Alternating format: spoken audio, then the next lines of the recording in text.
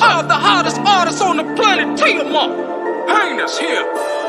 Because I'm gonna let you know, if you're in the water, you're gonna die. Illuminati dies here today, ma. It's a shark in the zoo. They say in Babylon, put the mark on them too. His whole body light so we can maul other guys. If my all-seeing eye going dark on me too.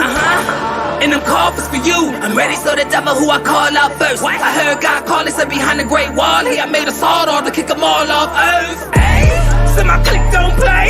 Heaven gotta choose the wolf or the lamb. Get shot down by a pig in the street. Why do niggas gotta beef when it's a whole lot of hell? Alright, it's a hole in the dam. They can't flood Merc, so they shoot down gangs. Merc fly high, baby, Merc won't die. I don't see nobody here that can shoot down planes. It's like I shoot down veins. He turning everybody in the hood to an addict. You look 6th grade to a bully with a habit. Cause I'm a switchblade or a fully automatic. Let's go. It's only 2 ways out. Don't ever try to sit or think I'm running cause you can't. It's only screaming die while you running out of tank. Or screaming try bitch while you running out the bank. Cause my click don't pay. I'm probably in your range getting brain with the semi. My hoe act right like she came with an Emmy. She want black pipe cause she came with the Remy. Ain't no pain even in me. You probably wouldn't know where I blow back cause it's 5 knockouts when it's 5 cops out. Or it's 5 shots out from the big bad wolf. Better bitch gon' say that my click don't play. I do a clip in the cave, but I'm probably in your range getting brain with the semi. Better bitch gon' say that my click don't play. I do a clip in the cave, but I'm probably in your range getting brain with the semi. Better bitch gon' say this is the only way I know to handle this. A whole lot of guns and a whole lot of cannabis.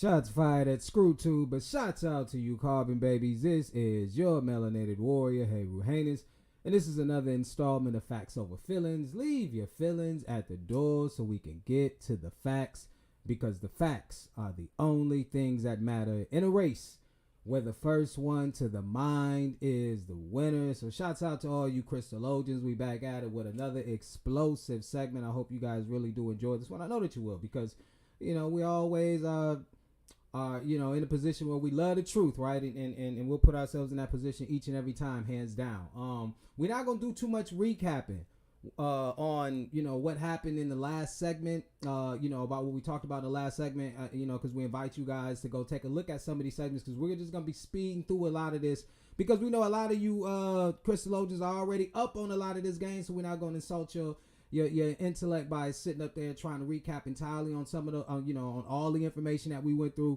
But I mean, as you can see, we dropping bombs right here, right? We showed you all of the nefarious little things that we see the Blanco doing, his mayonnaise that he speaks, that he and she speaks, in order to continue to keep wrapping all of this up in an enigma.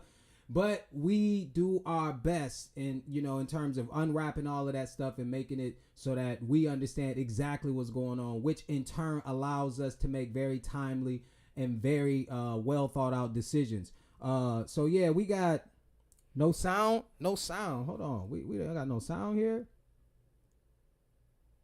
Let me see. So one's in the chat. You guys can't hear me. Let me make sure.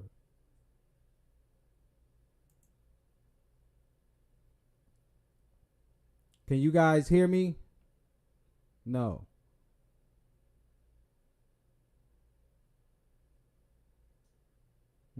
Crispus Hair says no sound. I turned up the volume. Hold on. Let me make sure.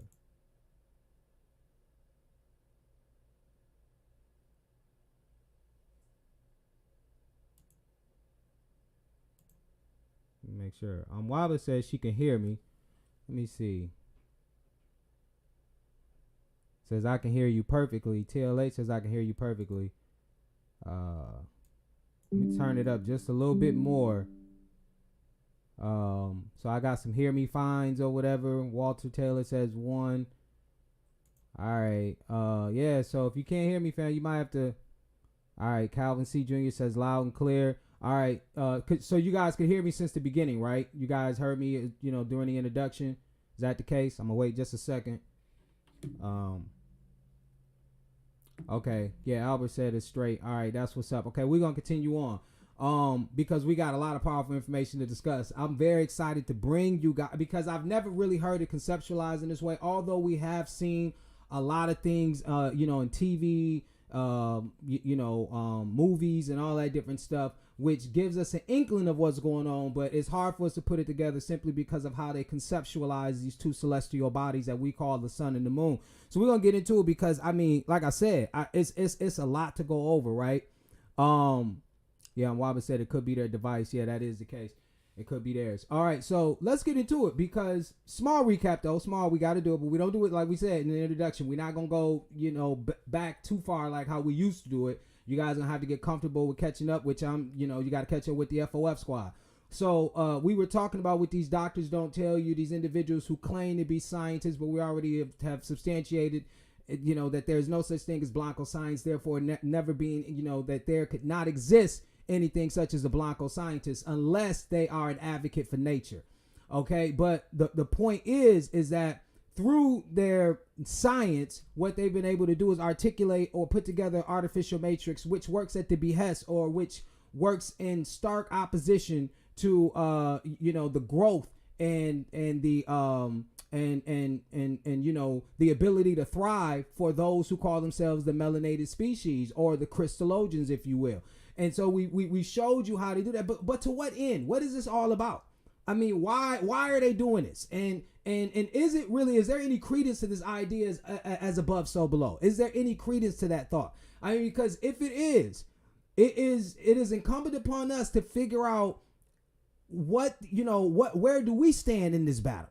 Okay, because unfortunately through religion and, like we said, a lot of myths, a lot of it has been cloudy. Some of it is, it's hard to take as a literal interpretation. Most people say all of this stuff is symbolic. And so we gotta, it's hard because we gotta navigate through all of these muddy waters just to figure out what's really going on. What is the meaning of all of this? And so when we take a look at these two celestial bodies, one of the things that we want to do, because we're going to bring out some very powerful articles, and of course we're going to take a look at some videos, some ones that I've said in passing in the previous segment, but it's time to show you this evidence, because I'm not one of them individuals who just likes to tell you, oh, go look up this, go look up that. That is, obviously your responsibility too as well. But if we're going to be the well thought out program that we pride ourselves on being in terms of, delving into our research, then we're going to also show you those resources too as well, right? Because this is how it all gets done. All right. Said the music was super loud in the intro. Yeah, my fault. I think I had that mug banging and stuff because we're gonna get into it. So let's first what I'm gonna do is I'm gonna share my screen in a second.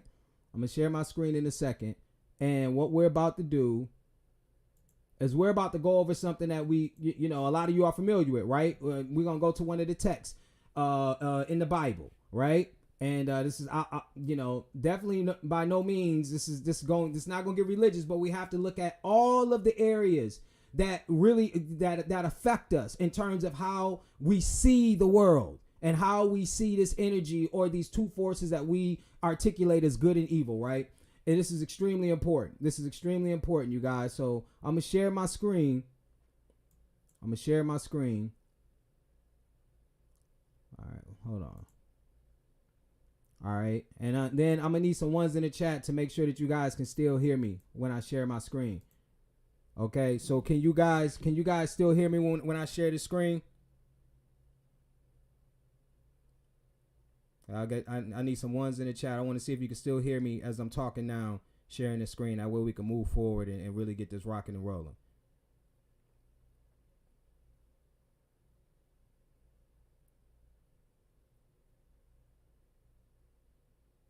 All right, TLA says 1. All right, so we got some ones in the chat, y'all, because I don't want to get rocking and rolling and shit. No, can't nobody, that upsets the hell out of me. So here we go. King James Bible version. Of course, there's other versions out there and stuff like that. We're going to go with the one of the most popular, right? And this is Genesis 1:16. And God made two great lights, the greater light to rule the day and the lesser light to rule the night. two things that really need to be taken into consideration here, and you really need to, allow this to resonate with you, because this is important to understanding this, right? Okay, was made two great lights, because according to Blanco science, the Blanco has stated that moonlight is not the moonlight itself. It is the sun reflecting off the moon. Okay, that's one thing that you got, and this concept is going to rear its ugly head once again as we go delve deeper into the segment. So I need you to commit these things to memory as we talk about these things now. All right, so it said it got, and also, sidebar, we know that a lot of people talk about these things, but we're about to bring another dimension to this that I think that a lot of people have not touched on. So definitely stay with me. We're just laying the groundwork right now. So be patient. All right. And it says God made two great lights, the greater light to rule. Rule is another one that you should also take into consideration. Why use the word rule? Of course, we got to take this with a grain of salt, but we can only use what they make available to us in our day and time. And I think that this action in and of itself, allows us to understand what type of power that these luminaries had. All right. It is not the traditional role that we see this as is just two celestial bodies in the sky. One brings us warmth, another one lets us know that it's nighttime and going to sleep, that type of shit. All right. They've marginalized these entities, okay, and taken the power away from them, and then, and involved themselves in a science where they personify these celestial beings. And that means to give something that is not necessarily saying that it's not alive, but to give it human characteristics. Okay. Anthropomorphizing of celestial beings. All right. So this is what this is really all about, right? So we have to understand that the representations of these celestial beings literally takes away from their power. And that's extremely important, and a lot of this gets overlooked. So we see in Genesis 1:16 it says, as stated, and God made two great lights, the greater light to rule the day, and the lesser light to rule the night. All right. So that's very important. So what we're gonna do is gonna jump out of here right quick. So now we've established this basis. Okay. Now, the thing is that. So what's the point of this? What's the point of that? We've already been able to substantiate through religion. All right, we ain't saying that we buy into religion, but we're saying that this is how most of the ancients felt, that these were entities that were created. These were celestial bodies that were created by an all-powerful being. All right, for the most part. And so these all-powerful beings, one rules the day and one rules the night. So how can this be when we see that science says, no, that's not the case? The sun, the moon's light is a reflection off the sunlight. Now, you know what I find so astounding is the fact that a lot of us be eager, some more than others, especially those who are deep off into astronomy, are so eager to see eclipses, lunar eclipses, and solar eclipses, and a lot of us don't even really know how that works. Now, this is going to be a little bit of class, a little bit of science class, but that's what we do here too as well. But we're going to, get down to the nuts and cranny of these things, in order to obviously make them make sense for us, right? Because that's what it's really all about. So one of the things that I'm finna do is I'm finna pull up another article, right?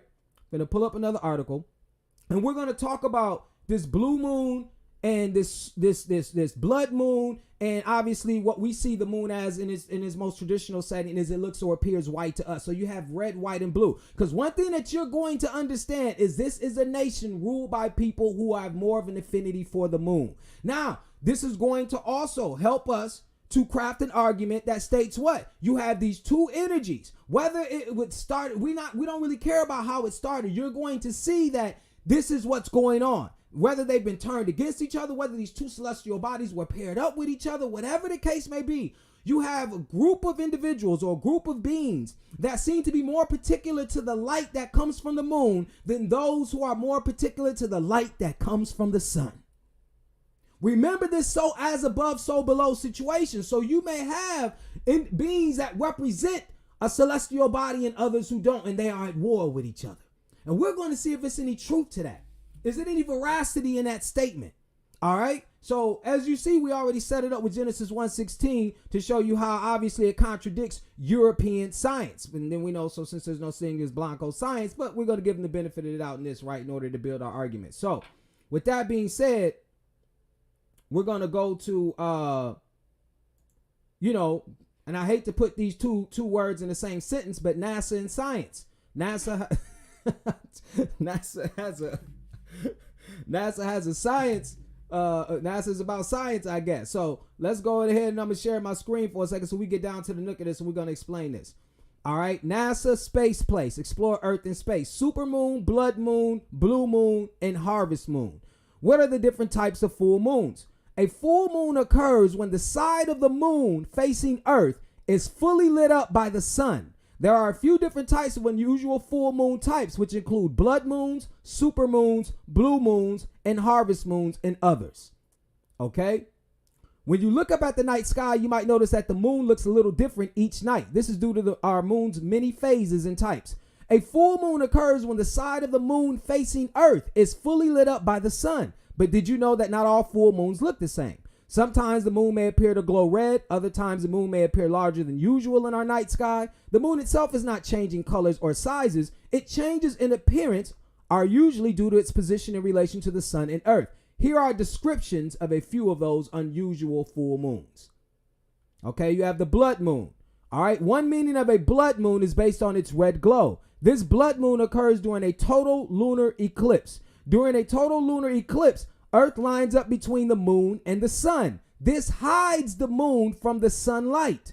When this happens, the only light that reaches the moon's surface is from the edges of the Earth's atmosphere. The air molecules from Earth's atmosphere scatter out most of the blue light. The remaining light reflects onto the moon's surface with a red glow, making the moon appear red in the night sky. The name blood moon is also sometimes used for a moon that appears reddish because of dust, smoke, or haze in the sky, and it can be one of the full moons of autumn when the leaves are turning red. Another thing that is notable, one of the other things that they say can, we'll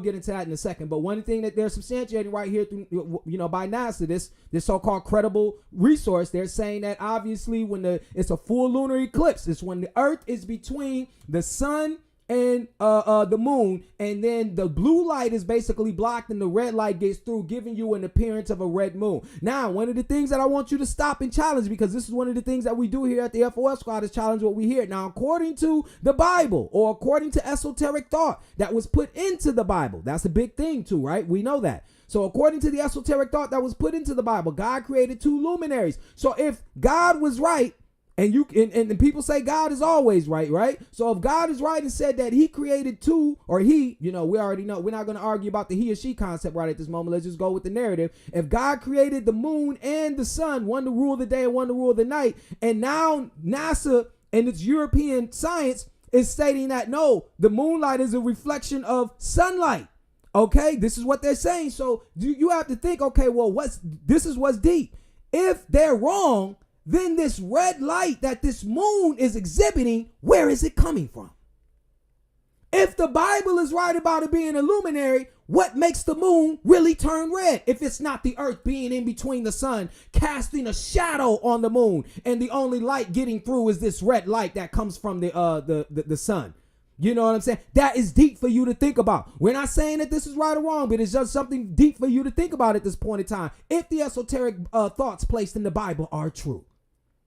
Because what's so deep about these things, brothers and sisters, what you have to understand, it's not so much as the light that is being venerated in these rituals. It is the shadows.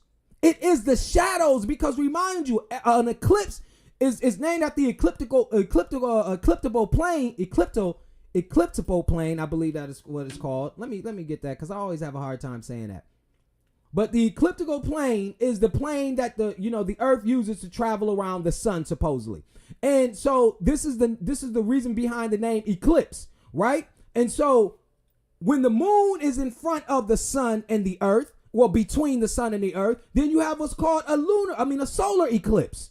All right. And then the moon casts its shadow on the Earth, which obviously it doesn't cast its shadow around the entire Earth, because according to the idea of size in Blanco science, if you believe in space, the space concept is because out in space, obviously the moon being in pale comparison to the sun and the Earth, then it would only be able to cast a shadow. Even during a total solar eclipse, it would only be able to cast a shadow on certain parts of the Earth. All right, you're not going to be able to see a solar eclipse around the entire Earth. Just not going to happen. Whereas you can see a lunar eclipse practically anywhere there is a night sky, because supposedly the Earth obviously is larger than the moon, and its shadow is always going to eclipse the moon. You see what I'm saying? So that's one thing that you have to understand. This is more about shadow work.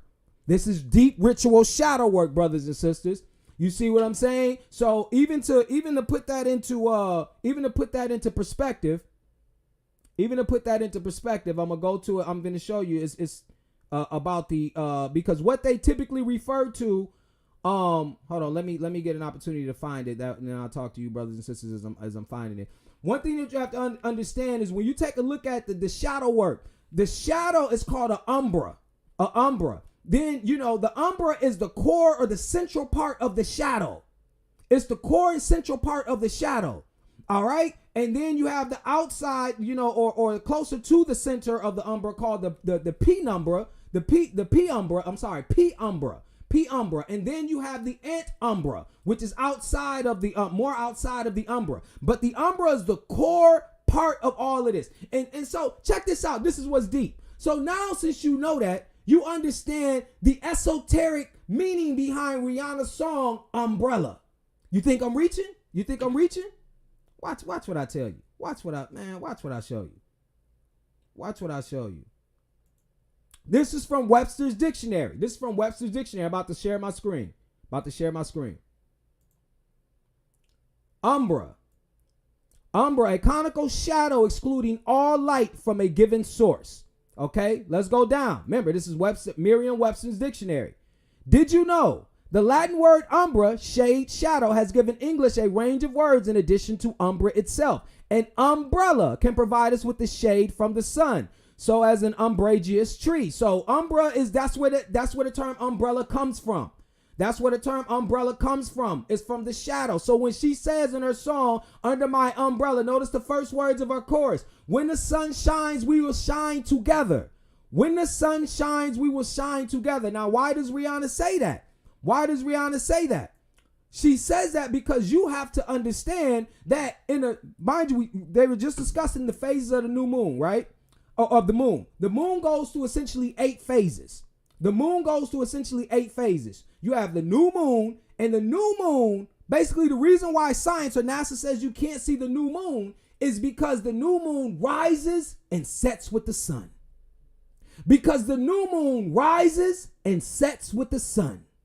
Did you know that? So we're going to break all this down. So after, the new moon, you will have what's called, obviously, the waxing crescent. Then you got the first quarter. Then you got, and this just means a half moon. This is when you start to see the light on the moon. Waxing just means getting stronger. Okay. Then you have the waxing gibbous, right? When it's like 3/4 of the way. Then you have what's called the full moon. All right. And so it goes through these phases. Then after the full moon, you'll have what's called the waning crescent. Then you'll have the 3rd quarter. Then you'll have the waning gibbous. Then you'll have the new moon again. So from full moon to full moon is really from how they count the months. Okay, that's what you have to understand, because it takes, supposedly according to Blanco science, the moon 27 days to revolve around the earth, but it takes 29 days from new moon to new moon. So basically they say 12 revolutions of the moon. From new moon to new moon, or full moon to full moon, is the equivalent of a year of how long it takes the earth to revolve around the sun. Are you guys getting this?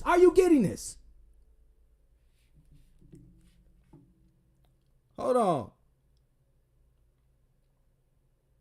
Yeah, and Jay Kaki says definitely diamond too. Yeah, diamonds in the sky. Yeah, it's all, she part of that esoteric shit, right? You know what I'm saying? Because who she's affiliated with.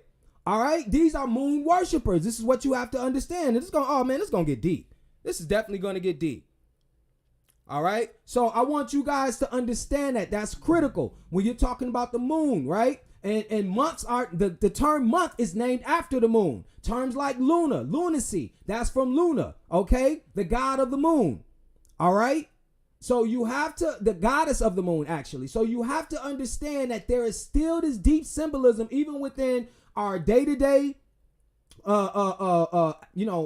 interpretations of seasons and months and how these stars navigate across our sky, to also religion and myth. we have to be able to pull out exactly what we need to make sense of all of these things, right? Because there is a war raging on. We've already known that. But what war, we don't know. We don't know why this madness continues the way that it does. And I brought out plenty of articles to substantiate that let you know seasonal affect disorder, that people can have. It's literally called SAD when they're away from the sun. The obviously the lunacy that can be brought forth with the moon, and then we'll peer into the articles, right? With science, whether they substantiate or whether they obviously ignore these sort of sentiments. But the reality of it is, no one can deny the impact that these two celestial bodies have on our existence. The only thing that we're debating is how significant is it?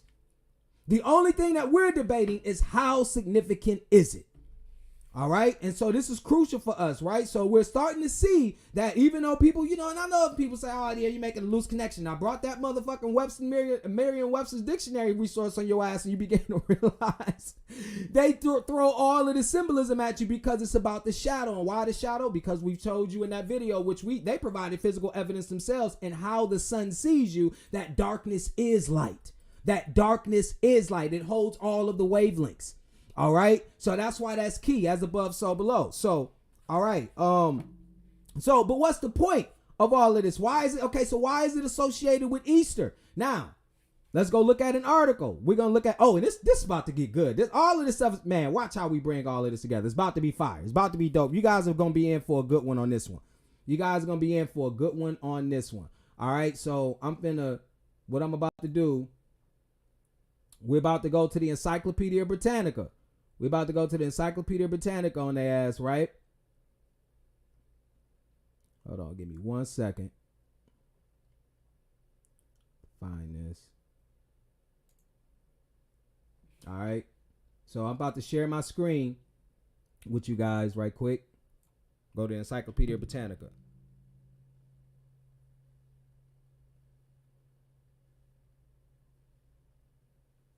Oh, yeah. And then Israel Fleming in there said women's cycles are similar to moon cycles. I'm glad you brought that up because we're about to get into that.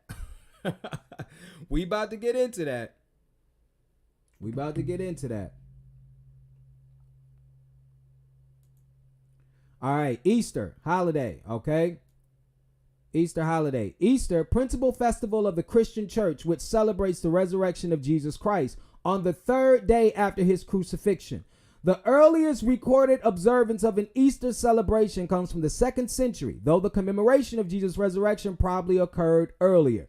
The English word Easter, which parallels the German word Ostern, is of uncertain origin. Now, sidebar, I was watching a video not too long ago and it was some chick sitting up there talking about, what were they talking about? It was one of our sisters had made a video that went viral on TikTok, I believe, and she was talking about how good morning, the term is like, the slave masters would say good morning to their slaves, like good morning, like MOURNING, after the passing away of one of their loved ones, due to obviously harsh treatment or whatever the case may be. And then, other people fired back, even some other people from our stock, if you want to say that, had said that, that word had its, that concept had its roots in German and all that different shit. That don't even come from the same language. But this is just anybody who says all of that. What she was saying though was that it didn't necessarily mean that it wasn't used earlier. She just stated that how the slave masters would use it.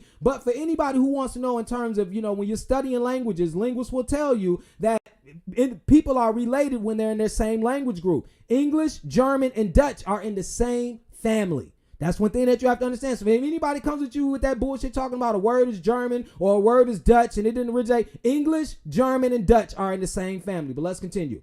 Is of uncertain origin. One view expounded by the Venerable Bede in the 8th century. Now, this dude, Venerable Bede, we'll go into him a little bit later too, but but remember that name if you can. Was that it derived from Eostre or Eostere. I hope that I'm saying that right. And I know my Christologians gonna get on me too, because they got on me about that chimera. They said, no, nigga, it's chimera. Props out to the FOF squad. They're like, no, nigga, we don't play. You gonna have to be on your top of your game because we on the top of our game. So shouts out to the FOF squad.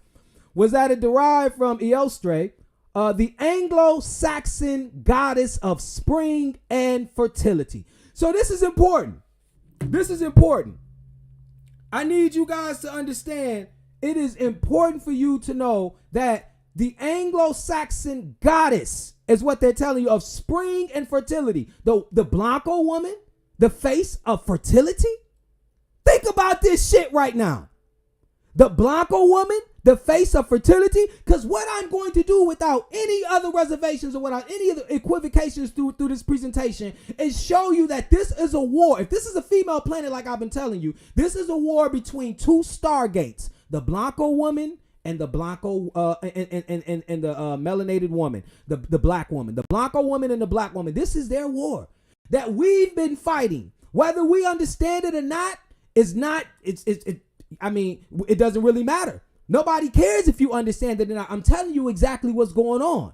I'm telling you exactly what's going on. Now, we're going to go into some videos to show you just how big this war is. And because you may not know what power you hold, does not exempt you from the calamity, does not exempt you from giving up what is powerful, because that's exactly what you're doing. You're giving up your power. You don't understand what this war is all about. And because you're steeped in ignorance, that doesn't make or break the system. The system is going to continue. The system ain't gonna be like, oh, well, because you didn't know, we're going to calm down, or we're going to, no, they love that you are steeped in confusion. They love that you are steeped in confusion. Okay? So we already know, okay, this centered around Easter. Why is this important? Why is all this important? Because first, before we go into these two videos that I'm about to show you, the big thing when the Council of Nicaea in 325 was to determine, excuse me, hold on, let me take this down for a second and talk to y'all, talk to your face, because ain't nobody scared. Talk to you to your face. The big thing about Easter was beginning to come to an understanding of when to actually start their calendar for the most part and celebrate this event of coming into this. Matter of fact, I gotta show you, because I didn't read the part that I was supposed to read. To coming into this universe or this realm. Okay. Fixing the date of Easter and its controversies. Fixing the date on which the resurrection of Jesus was to be observed and celebrated triggered a major controversy in early Christianity, in which an Eastern and a Western position can be distinguished. The dispute, known as the Paschal controversies, Paschal means Passover, was not definitively resolved until the 8th century. In Asia Minor, Christians observed the day of the crucifixion on the same day that Jews celebrated the Passover offering. That is on the 14th day of the first full moon of spring, 14 Nisan. The resurrection then was observed 2 days later on 16th Nisan, regardless of the day of the week. In the West, the resurrection of Jesus was celebrated on the first day of the week, Sunday, when Jesus had risen from the dead. The whole point is that it is on the 14th day of the first full moon of spring. It is on the 14th day of the first full moon of spring. So let me go back to saying what I was about to say. Now, since we understand that these are rituals and what celestial body that they seem to be more inclined to their energy, right? Doesn't mean that we don't have this energy from that celestial body too as well, but it's showing you which one is more in tune with one, the other. We are more in tune with a solar body, but we also use lunar energy. All right, if you want to call it that. But they primarily are inclined to this particular sort of light energy.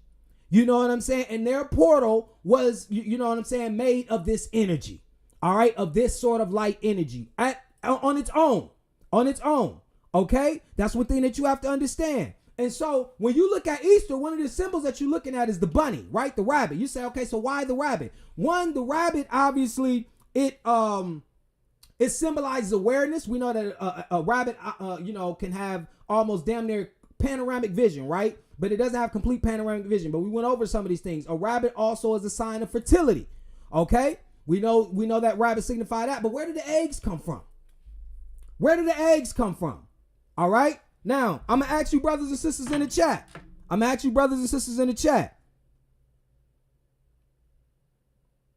Okay. Somebody, Menelik Afrowork says the world isn't just black and white, brother. We know, listen, you need to walk with us right now. We know we're not doing all of that, bro. So you need to understand that there is a spectrum. We know the world is just not white and black. You know, that's not what we're boiling it down to. And then it's crazy how you guys come in here and question my perception about the world, but I'm just one living in it, trying to decipher all of this. If the world just wasn't about just white and black, why would it all keep boiling down to that? It's funny how you Negroes say it's not about white and black when you're on the bottom. When you're on the bottom, they done got you comfortable with saying some shit like that.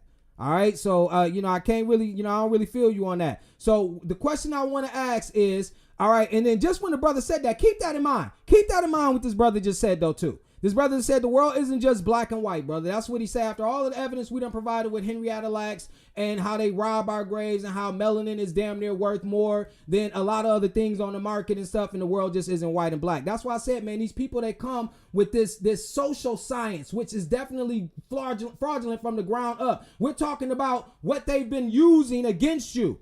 All right, weaponizing against you. And because you have no knowledge of science, because like we said before, because you're not scientifically inclined, this goes over your head and you think that, oh, this racism boils down to menial interactions. Oh, a Karen did this or a Ken did that. We're not talking about that. You are on the FOF squad right now, brother. Understand, we go deeper than that shit. You see what I'm saying? So look.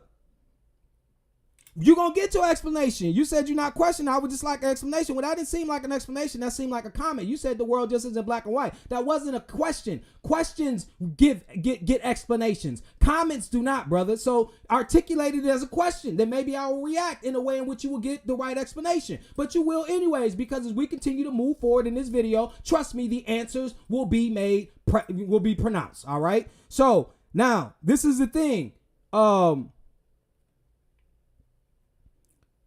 Let's go to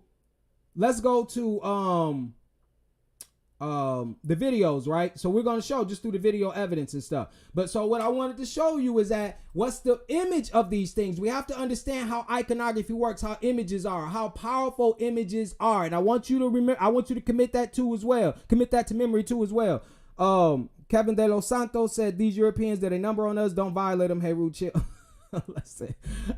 Listen, you come to the FOF squad, hey, I mean, come on, this is what this is all about. We ain't got time for all of the crazy shit now. Come on now. No, I know, look, trust me, brother. We got you. You know what I'm saying? Trust me what I say. Trust me when I say that. We got you. We're going to continue to keep providing the evidence. We're going to see by the end of this, are you still going to be along the lines of, it's not about black and white? Because see, you're boiling it down to what I like to call a societal construct. All right, we know that race is made up. We're not talking about race. We're talking about actual science that they call melanin species. Eumelanin being the black and brown combination, pheomelanin being the reddish brownish combination. That is science. Okay, I recommended this book to you guys called Skin by Nina J. Jablonski. Okay, you should already have that in your library. But, you know, if you're new to this channel, brother, you might not have heard that recommendation, or you might not have heard me give that source. Well, I'm giving that source to you now. It's called Skin. Our melanosomes, which the main responsibility of skin is to absorb light. That's the main responsibility of your skin. That is presented in her book, brother. So I'm telling people our differences is, and it just proves my point with what I'm presenting in this segment, is that there are people who have an affinity to one power source and there are people who have an affinity to another. Now, should that justify a war? I don't know. I wasn't born in the beginning of this war. Our job is to figure out why the war is going on, which would allow us to take sides if at all possible. But one thing you do know is that regardless if you want to accept it or not, in this realm, you are always in a war. You can't run from it. You cannot run from this war. So you better know why it's being waged. That's what I'm saying. So let's get into this right quick. Yeah, because we gonna, man, come on, man. Hold on 1 second. Let me pull it up. All right, and I want you guys to see the differences. I want you guys to see the differences in these presentations too. So we're gonna go to the big business of egg donation, ABC News. This aired 8 years ago. All right, I want to preface it by saying 1976 Copyright Act, Section 107, allowances made for fair use for the purposes of commentary, criticism, news reporting, education, scholarship. But overall, here at the FOF squad, waking your ass up. All right, waking your ass up. Okay, so let's prep this video. Hold on.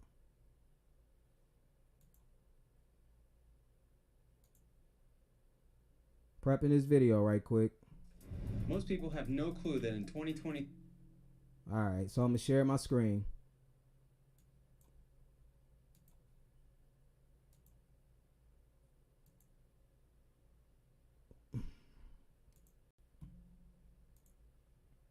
All right, let's take it back. Is invasive, risky, and raises ethical questions when so-called premier candidates can command up to hear everything that this woman is saying. Let's take it back. A very personal look at what it's like to be an egg donor. To some, it may seem like easy money, but the process is invasive, risky, and raises ethical questions when so-called premier candidates can command up to 6 figures for their donation. ABC's Abby Boudreau brings us inside the competitive, sometimes lucrative marketplace. I'm gonna have my 11-day ultrasound. 33-year-old Wendy Garish has been here just about every day for the past week. Now we ain't even got to pay attention to the fact that they use 33 and all that. We ain't gonna do all that. We gonna do the obvious shit, right? Okay, let's continue. Right ovary first. The black circles are the follicles. Wendy is not pregnant. She's donating her eggs for $20,000. Donor eggs are in high demand. Hold on, so remember that. She's donating her eggs over $20,000.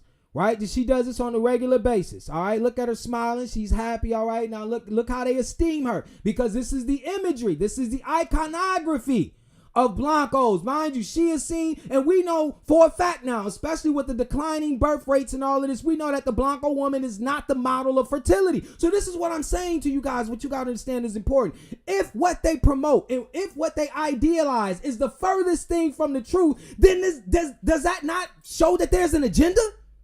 Does that not show that you are leveraging the playing field to work in your favor by how someone sees you? But let's continue to keep going on. This Blanco, watch what they say about her, this 33-year-old Blanco woman. Allowing attractive, intelligent women like Wendy to command big fees for their desirable genes. This looks fantastic. Yay, good job, ovaries. She's a tall brunette acupuncturist with a graduate degree. This is her 7th donation. What's it like to have your eggs in such high demand? Pretty awesome. I feel pretty valuable. Okay. See how it makes the Blanco woman feel? I feel pretty valuable. Okay, look, she done donated 7 times. All right, let's just say it was a set base at 20 grand. That's 140 grand just for donating her eggs, right? She's donating her eggs. Okay, so this is what she does. Now, as I say this, I already, as always, and then this woman looks like she's pregnant now. So look at the symbolism. She donates her eggs. She's pregnant. All right. The woman, they're making her the sign of fertility. And of course, you can see the Greek statues at the back. This is all symbolism. Going back to letting you know and letting you understand, giving you the idea that these are their stargates. This is how they got here. Okay, this is why she is esteemed the way that she does. This is why you don't see the Blanco making too much of a fuss about denigrating this woman, because he knows how he got here. He knows that she came first and he came through her. That's what he does know. That's why even as much as the Blanco talk about how my woman has to do this and do that, you will never see him disparaging his woman on the international stage. You will never see such a thing. You will never see it.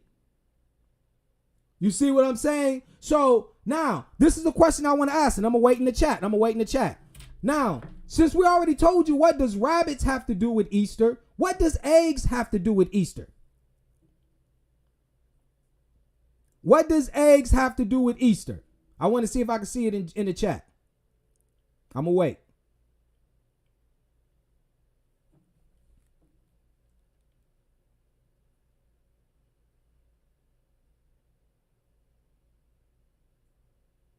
And let's also kind of be kind to Menelik. He said he came across his page after a friend of his gave him the book. So, it is, there may be some misunderstandings, but hopefully we can iron it out as we continue to keep providing the evidence and stuff. But I mean, like you said, brother, if this is your first time to the channel, welcome. But we here at the FOF Squad, we do enough research to know that it doesn't boil down to societal constructs, that this is a celestial war being waged. And this is one of the videos that's going to provide an ample amount of evidence in order to favor that argument. So people say fertility, nothing. The teacher says nothing. Well, I just gave you the answer. It's the eggs of the woman. Let's go to the science, all right? Let's go to the science right quick. All right? Let's go to the science. Hold on 1 second.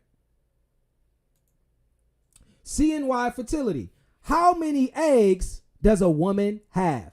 Notice, here's your Easter. Notice, here's your Easter. Who you really celebrating on Easter?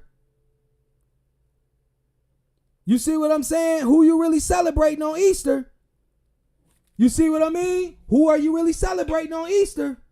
I keep telling y'all. Now we about to read a couple things because we want you to commit some things to memory. Okay? When talking about female fertility, particularly with those interested in egg freezing, one of the most common questions asked is how many eggs does a woman have? Or more specifically, how many eggs do I have? Obviously, if you're a woman, that's a good question, but the answer is highly dependent on what time in the woman's life you are talking about, as well as individual variances. And because there is so much natural variation between women, it's important to know what you can do to test your own egg reserve. What about egg quality? Are quantity and quality related? Okay, fast facts, what you should know. The peak number of eggs a woman ever has takes place at about 20 weeks of gestation. At 20 weeks of gestation, before they are born and still inside their mother's womb, at this point, they have roughly 6 to 8 million eggs. No new eggs will ever be made from this point on. Egg cells are constantly degenerating and go through a cell death process known as atresia.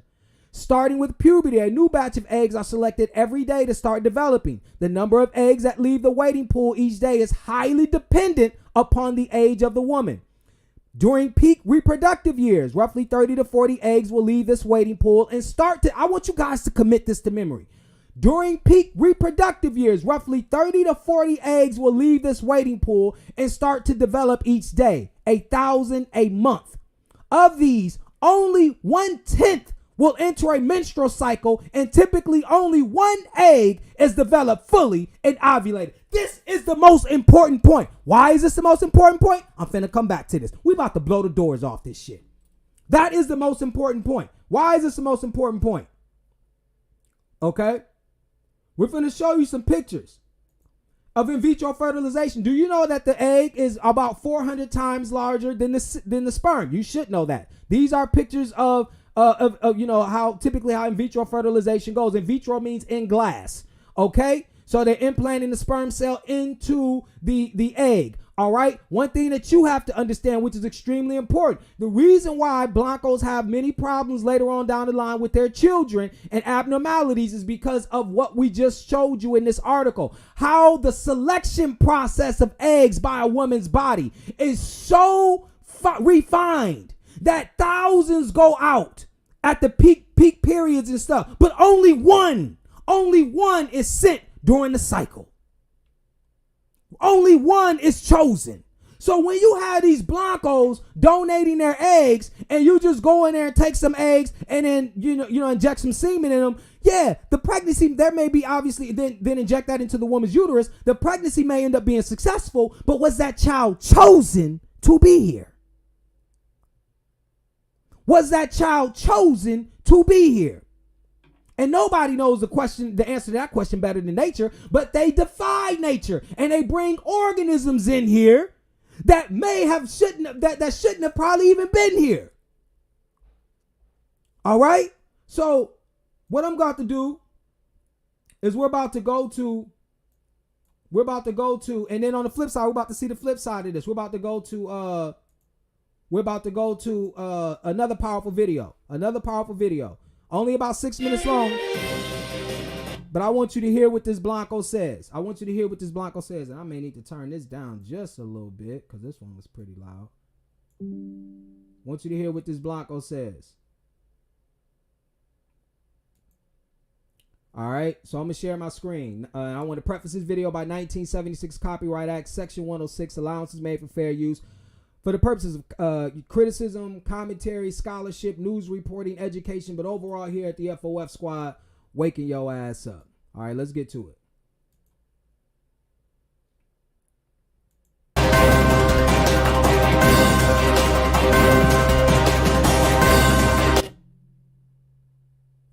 Okay. I'm gonna fast forward a little bit.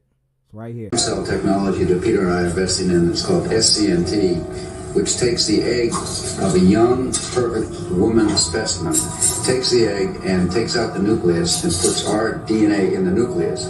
They just go in and take it out. It's painful, right? Huh? Is it painful? Jesus. Yeah, a little bit.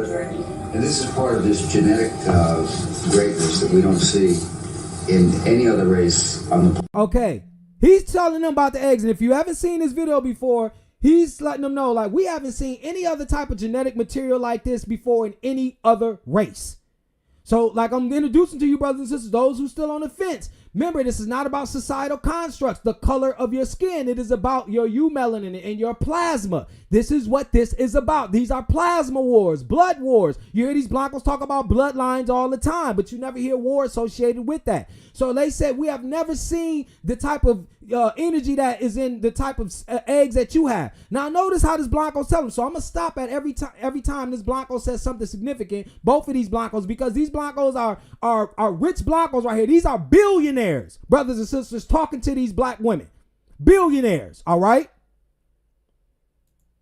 Planet. These curvy, sexy black women from Africa.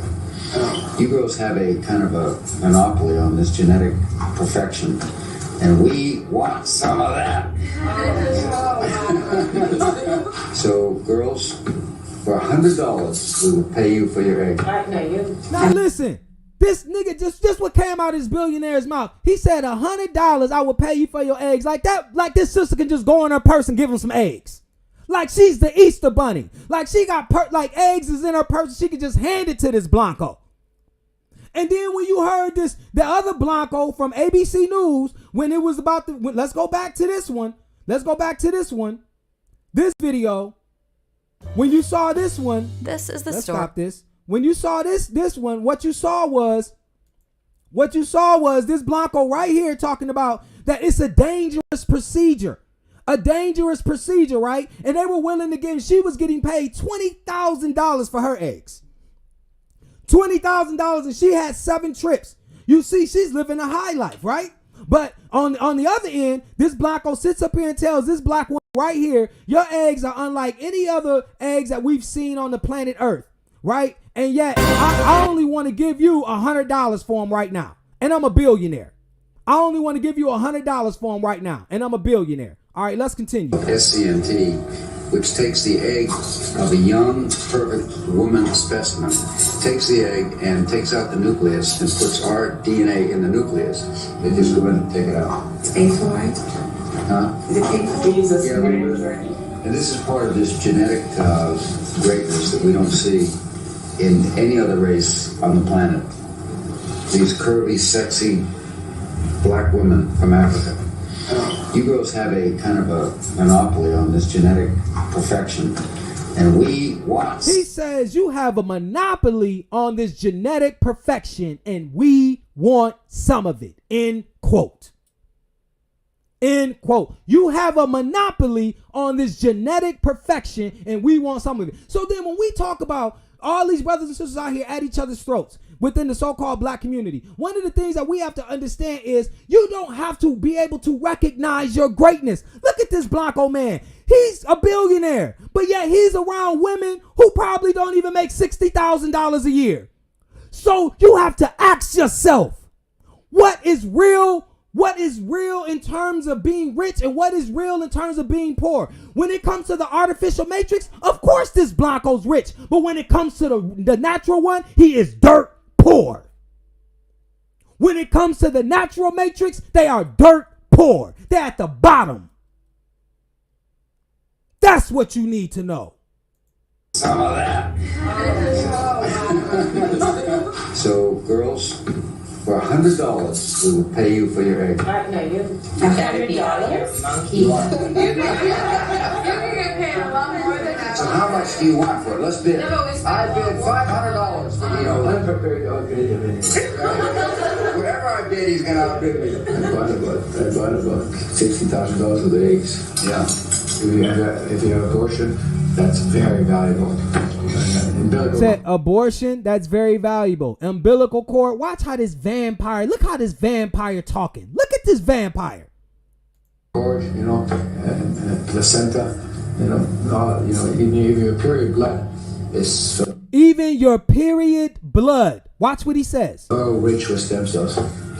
Even your period blood is rich with stem cells. Now pause. See, because religion got a lot of you Negroes out there thinking that a woman is unclean. And of course, the process that women go through and all that different stuff. See, this ain't got nothing to do because you can't innately tap into their power. In terms of natural power, they have stem cells. Stem cells basically are cells, what they call forever cells, basically. And they have the process, they have the power and ability to differentiate into any cell in the human body. All right? So the woman is releasing these powerful stem cells in her menstruation. All right? And this is one thing that you have to understand. Okay, so now we've seen the two big differences because a lot of people think that it's not about race. But here you have these billionaires who have companies that are entrenched and that are embroiled and that are immersed in European science, or what we call European sorcery. And what are they saying? Look, you have a monopoly on the genetics, but not according to ABC News. When they show you the bull crap, they promote this Blanco woman running around giving away her eggs like she's at the top of the fertility chain, like she's the face of fertility. You see what I'm saying? So this one thing that you got to understand, we got to pay attention to the messages being sent. You know what I'm saying? So this is extremely important, brothers and sisters. So let's go back to the article that we were reading. Let's go back to the article that we were reading. All right. Let me see where it's at. Okay. So make sure my screen is still being shared. It is.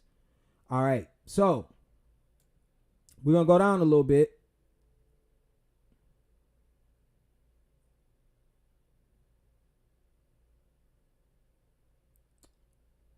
Okay, blah, blah, blah.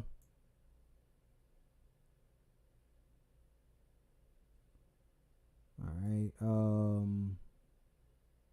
Just give me 1 second, brothers and sisters.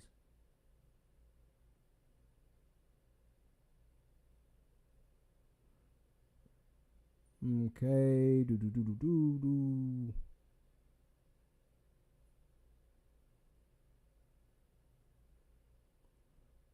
All right. And so basically one of the things is that I can't remember where it was at. Hold on, this might not be the right article I'm supposed to be looking at. So hold on. 1 second. This might not be the right article I'm supposed to be looking at.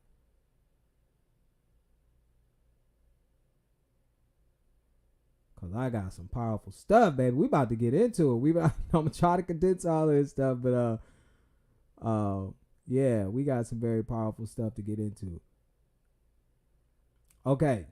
Yeah, so we're gonna go. It's in this article. It says, does the moon affect menstrual cycles? This is by Donovan Coffey, published February 24th, 2023. Studies suggest synchronizations in the lunar and menstrual cycles are down to random chance. Now, remember, like we told you, when you listen to these Blancos talk, the truth will literally be inside the lie. That's deep, ain't it? The truth will literally be inside the lie. How they do this? Because it's just exactly what you guys have already articulated in many of the, in many of the comments in the comment section, which is, we know the English language is about spells.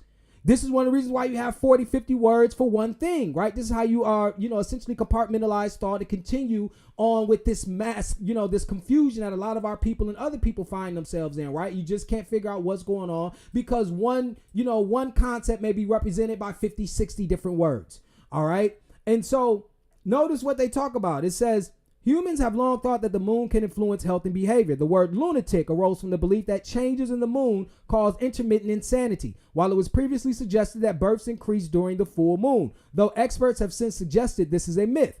And for centuries, many cultures have linked a woman's period to the moon. The 29-day lunar cycle that transitions a new moon to a full moon seems to overlap with the average 28-day menstrual cycle. Theories arose that the orb in the sky, either by its gravity or luminance, may sync with this fertility cycle. But how much evidence is there for the link between menses and the moon phases? Now, this is what's so crazy about it.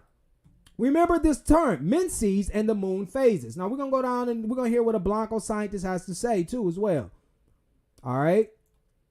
It says it turns out most evidence suggests that a woman's period, come on, man, stop this crazy shit. Period links up with lunar cycles only at the rate you would expect due to random chance. Early studies suggest a tenuous link. A 1986 study of 826 women in the journal Acta Obstetricia et Gynecologica Scandinavica found that 28.3% of participants started menstruation around the new moon, more than any other phase of the moon cycle.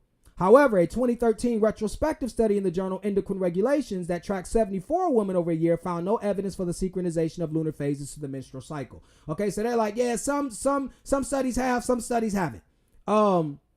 And it says from this woman who's we're gonna see her credentials by the end of this paragraph, but it says, when you collect menses data over thousands of women, then you do not see an accumulation of menses around full or new moon, said Charlotte Forster, the chair of neurobiology and genetics of Würzburg University in Germany. But there are different results when you look at long-term data on the same women, she said. So even she says, oh yeah, when it comes to long-term data, yeah, there is some, commonalities, or there is some connection between women's period and the moon. But if you notice, this is what I tell you how they hide the truth and the lie. They say accumulation of menses around full or new moon. Menses means moon.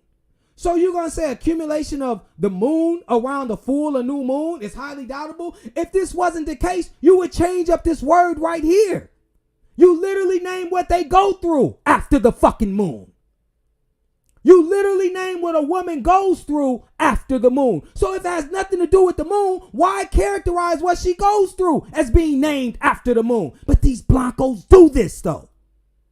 And because this language is full of tricks, because this language is full of spells, these things go over our heads. Plain and simple. You see what I'm saying? That's one thing that you have to understand. Okay? So, let me get this right. All right. So you started to see, obviously, where the association with the, our people in the moon, in terms of,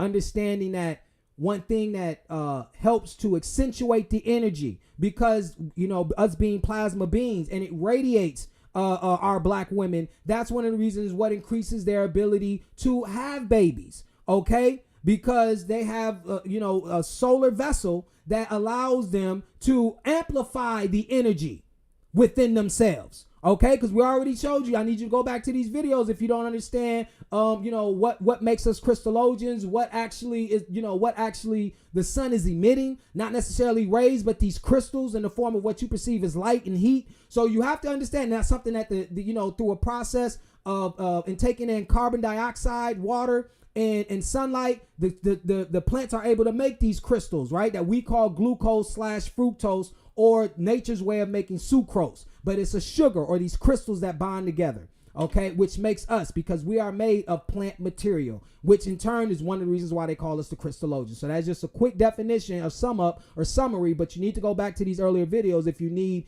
even more evidence, which we amply provide. So I'm not worried about that. All right, so we took a look at those videos. All right, and we wanted to show you, okay, that these people understand that these are two celestial bodies which are responsible not only for bringing life here, but maintaining it. You usually see these gods personified, Ra, and all of these individuals who represent the sun. But if you take away the characters, all you have left is the sun and moon. Now, it's amazing to me how you guys can sit up there, not you in terms of the FOF squad, but the vast majority of people can look at the sun and the moon, look at these celestial bodies, and just see them as lights in the sky. When the sun does all that it does and the moon does all that it does, just a logical question. Should you start re-looking at them as celestial bodies? One to rule the day, one to rule the night. So that's a very powerful thing in Genesis 1:16, because then the Most High said one would rule the day and another would rule the night. Okay? And we all know the moon and the sun and their impact on the tides, its magnetic pulls and all of this different. One thing that you have to understand when you're talking about the tides and all, this is an actual science. How do we know this? How do we know this? Let's go to the articles, man. Let's not play. I'm not playing with nobody, man. I'm not playing with nobody. I'm about to share my screen with you guys one time. About to share my screen with you. How the Moon Played a Crucial War During the D-Day Invasion by Ashley Strickland, CNN, published 6/36, June 6, 2019. Okay? We're just going to go down and read what we're supposed to read.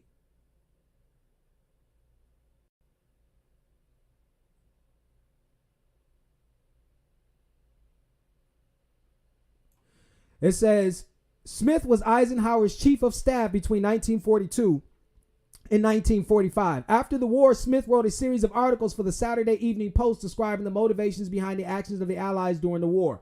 Smith wrote, for the airborne landings, we needed a late rising full moon so the pilots could approach their objectives in darkness but have moonlight to pick out the drop zones. In fact, those who planned the invasion had clear requirements: plentiful moonlight over the course of the entire evening and a low tide near sunrise. Given the position of the sun and moon in relation to the earth, which determines the strength and time of the tide, as well as when that tide would occur on the specific part of the Normandy coast, a full or new moon was required. In order for it to occur during the full moon, the Allies had their pick of June 5th, 6th, or 7th. I am killing you niggas.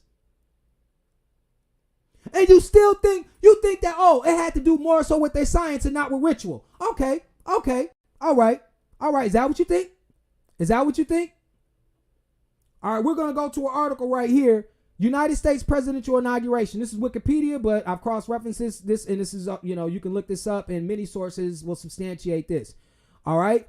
Okay, it says that in those years, it says on January 20th, the first day of the new term, except in 1957, 1985, and 2013, when January 20th fell on a Sunday. In those years, the presidential oath of office was administered on that day privately, and then again in a public ceremony the next day on a Monday. When the president of the United States gets inaugurated, if it falls on a Sunday, they will do a private ceremony, or they will probably hold some mock ceremony, and then they will get into the real ceremony on a moon day. They only inaugurate their presidents on a moon day. They are a moon people. Which means what? They are not balanced. We are solar and lunar. Have the best of both worlds. This is where that term, man, stop playing. We have the best of both worlds. When someone comes in incomplete, they don't have the solar world. They just have the moon. Oh my goodness, man. Listen, man. Y'all, man, bro. They don't have the solar world. And we know they don't have a soul, as they said. Remember, soul is Roman, S-O-L. But we know as they're play on words, just like Menses is for the moon. Selenites is all for the, we're going to have articles to represent that and all that, but we're letting you know that they're, that's why they can only take a little of our sun. They can't be in it. Like we can be in the sun and the moon. You see what I'm saying? Even though these blancos try to make it be like what the moon is really only living in the sun's and earth shadows. Okay? Living in the shadows, right? Mainly the earth shadow. Because that's what that lunar eclipse is for. But the moon gets an opportunity for the earth to live in its shadow during a solar eclipse, but it doesn't, do the whole earth, obviously. And so when we, like I said, we brought up the Rihanna Umbrella Esoteric music video, which showed you guys that umbrella is all about shadow work. That's that deep esoteric meaning about the umbrella. It's about shadow work. Okay? And so you have a celestial being that wants the sun's light or energy or prominence. It desires it. And for once a month in the new moon, it rises and sets with the sun. And then in every other point, this moon does what? Has to live in the shadow of the earth, basking then in the glory of the sun. Woo! So you have somebody who's trying to dominate earth. All one because they want it for itself and they're upset. And we're going to show you, we're going to provide the articles. You know what I'm saying? And so we're showing you that it created a people. You're going to look at that entity different. Because, see, you look at the sun and look at what it creates all the time. And then you look at the fact that you're a part of a chain, and so you get confused because you're like, oh, well, I eat these plants, eat these animals that are what? The plants are grown by the sun. The animals can't live without eating the plants grown by the sun. Okay? Which in turn become a part of us, and which in turn we receive crystals from it in the form of vitamin D. All right? Which allows us to make this potent plasma. You see what I'm saying? So we have a direct connection. But it's something that we don't think about because the sun has been marginalized to just a light in the sky and not the creator that it is. Just like the moon is a creator. Just like the moon is a creator. And because we look at the motifs in a lot of these myths and overlook them about two brothers killing each other or female and male entities going against one another for dominance of the earth. For dominance of the earth is what you have to understand. All right. So we're going to show you how deep this stuff goes because we've already substantiated that these are moon people. You need further evidence? I don't care if you want it or not. You about to get it. You about to get it. All right. 1 second. Let me get this pulled up. Because I have it. All right, well, give me 1 second, brother and sister. Try to find this. Probably because.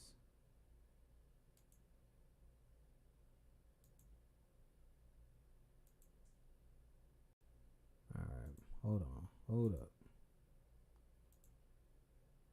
All right, got all of this.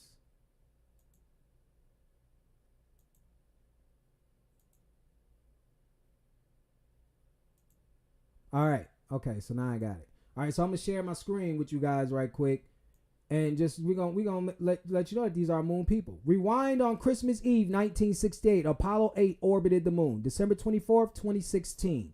All right, this is Newsweek. This is Newsweek magazine. Okay, here you go. You see the photo.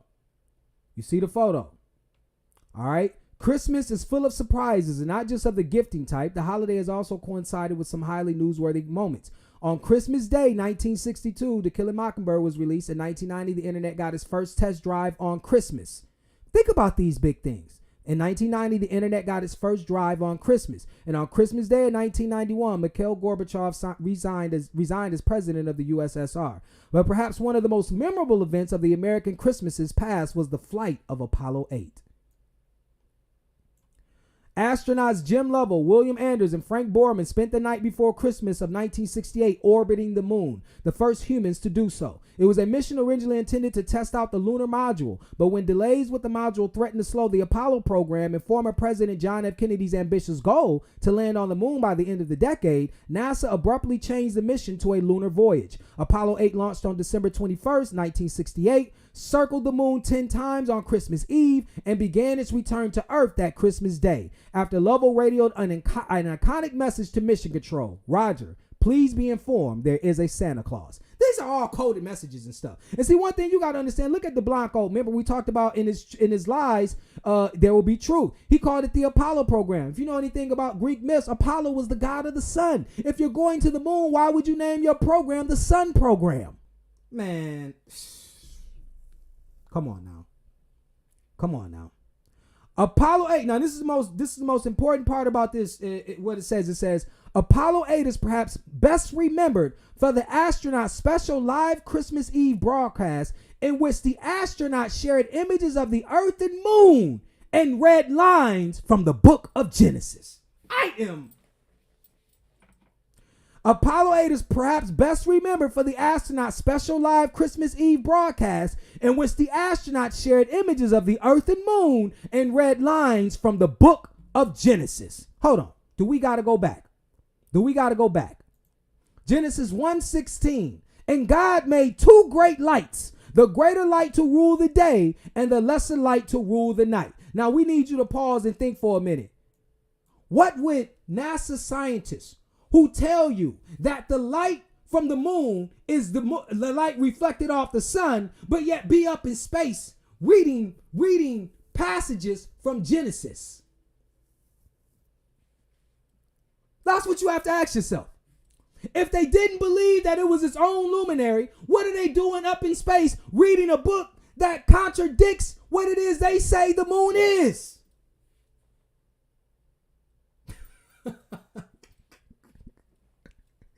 Because they have to tell you their truth through the lies. Now, this is the other reason as why I tell the Christologians and I tell everybody, this is what makes them so dangerous.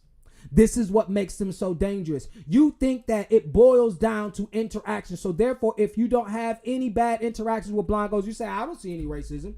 I don't see anything happening. We're talking about the lies that stand up and that present themselves as the truth, which unfortunately become the cornerstones of individuals' worldview, in which they have to go back through a process of relearning in order to shatter what they know, just to encourage what we call a paradigm shift. Why should we have to go through such complexity when Mother Nature, by our birthright, demands that all these things be easy, because she knows that the hardest adventure or journey we will be on is the path to illumination. She wouldn't make all these other things complex, because just getting to the highest level would be the most powerful thing that we would have to undergo.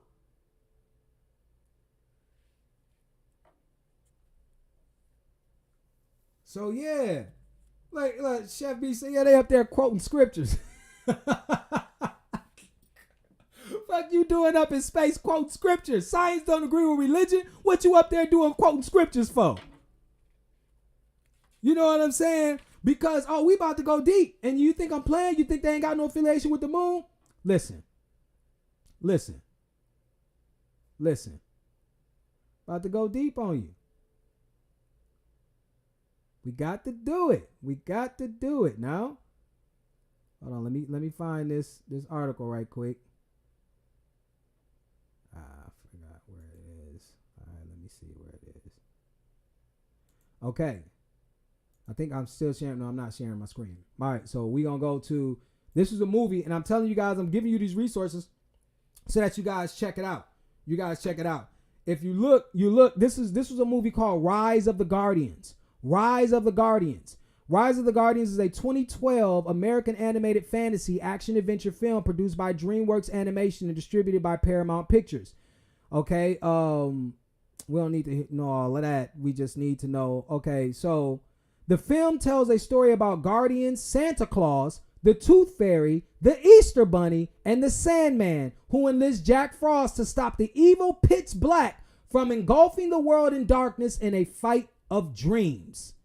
Okay, so if you notice all of these characters, Santa Claus, Santa, North Pole, Santa's, associated, we also know, with the moon. That's one thing you have to understand. Okay, we're going to show all of the evidence. The Tooth Fairy, also associated with darkness or the moon. All right, the Easter Bunny, we already know it's associated with the moon. Sandman, at night, associated with the moon. Jack Frost in this movie is a child who, in his state, ends up dying.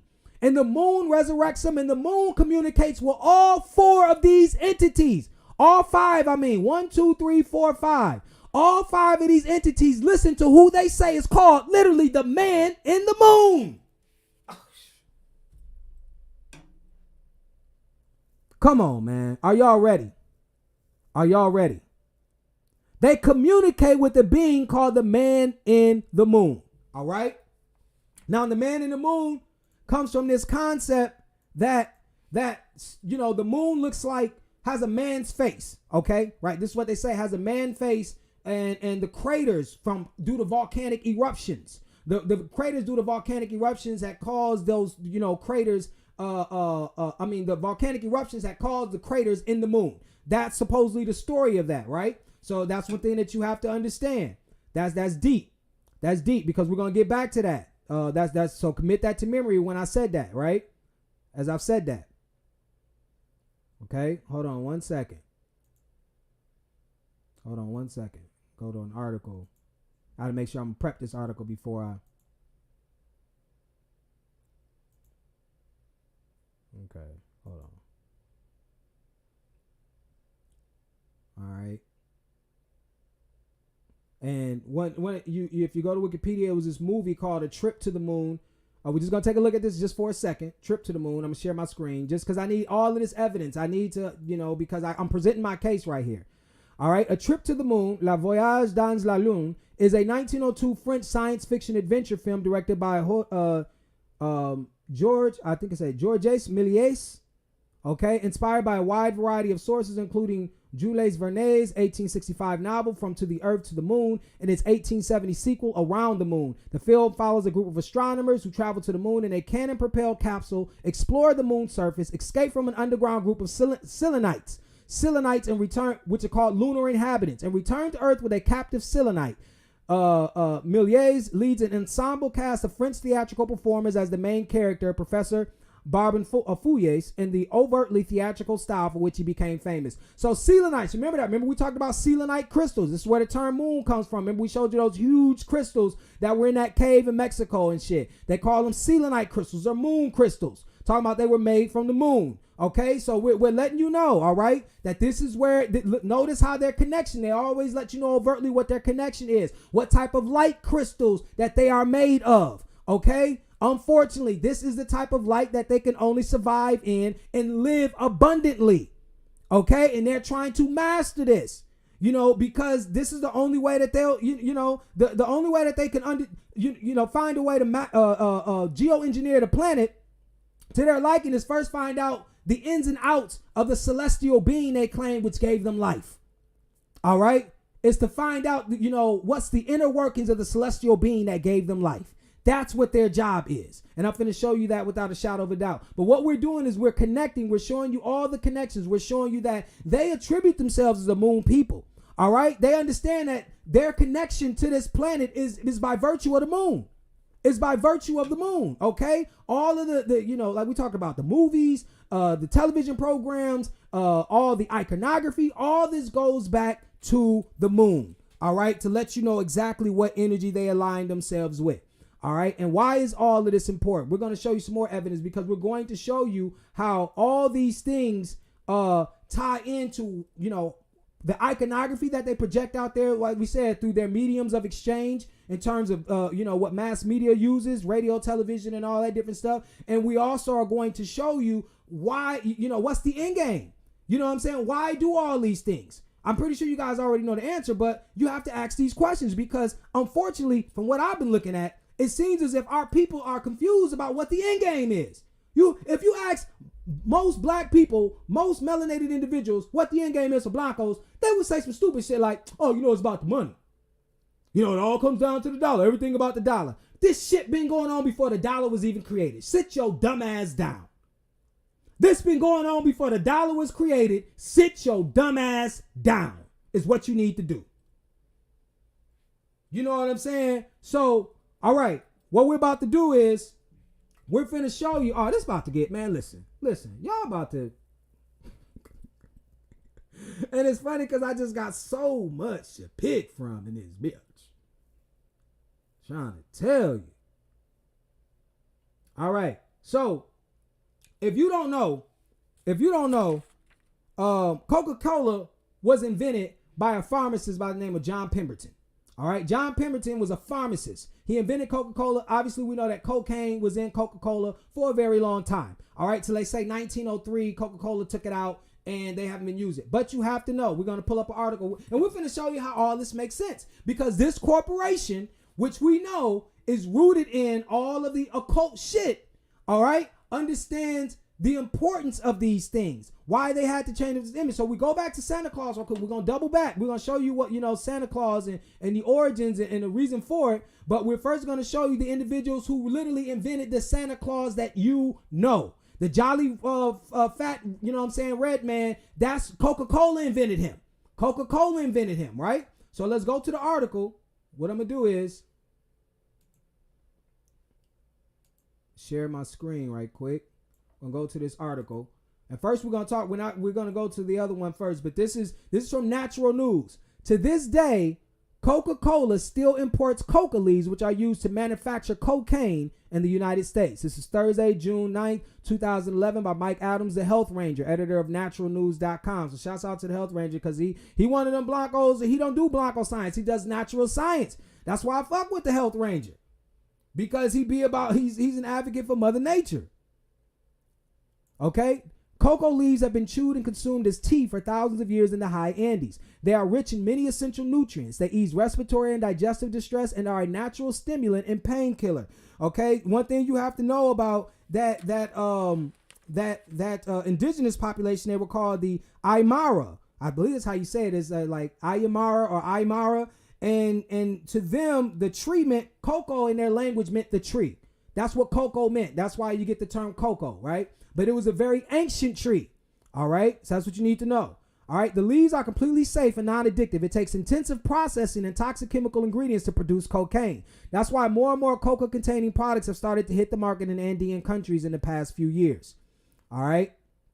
Now, this is the thing. Yet the United States still aggressively pursues an eradication policy that encourages Andean governments to spray their forests with toxic chemicals to eliminate this medicinal crop. It is illegal to import, possess the leaves under U.S. law, unless you're the Coca-Cola company. In an effort to preserve the traditional flavor of the best-selling drink, the company long ago convinced the U.S. government to exempt it from the law. Coca-Cola, by the way, used to literally contain cocaine in its original formula. The practice was halted in 1903, but the name persisted. The cocoa part of Coca-Cola is derived from the cocoa plant, and the cola comes from the cola nut, which also flavored the original beverage. Okay? So Coca-Cola is the only U.S. corporation that has been granted the right to legally import coca leaves in the United States via a coca processing lab known as Stepan Company. In 1922, the Jones-Miller Act banned cocaine imports into the United States, but Coca-Cola in its lab was granted an exception. This exception remained a secret until the late 1980s when the New York Times seemed shocked to discover the truth. So New York Times published an article in 1988 if you want to look that up. Right? 100 tons of cocaine ingredients each year. Let's do the math. So he goes on that. If you want to look at that article, we're going to go down just a little bit further. All right. Okay. Ask around. That's a lot of cocaine. Remember too that these are 333 kilos of cocaine approved by the DEA, an agency which claims to be fighting a war on drugs, but somehow grants immunity to Coca-Cola suppliers who are literally manufacturing hundreds of kilos of cocaine each year. Okay, there's another company that said all this brings up the obvious question. What is the Mallinckrodt company doing with 333 kilos of cocaine each year? See, so what they do is after they process the cocaine, they send it to a company in St. Louis called Mallinckrodt Company. Okay? And so one of the things that we have to understand about this, why this is so profound, is because they led you one thing is important.